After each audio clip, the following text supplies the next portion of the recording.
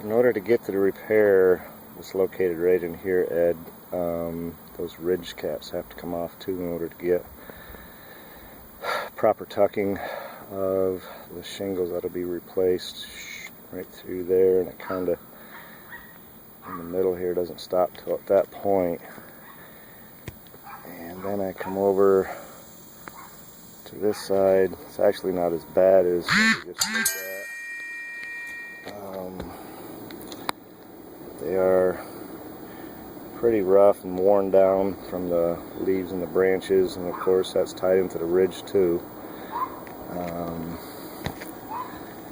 It does go all the way up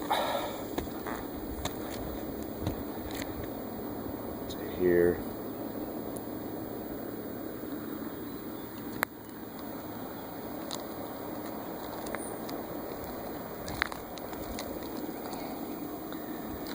Just a quick overview for you so you have something to look at. So we'll be looking at all of this down through here, and then jump over and do up through this valley.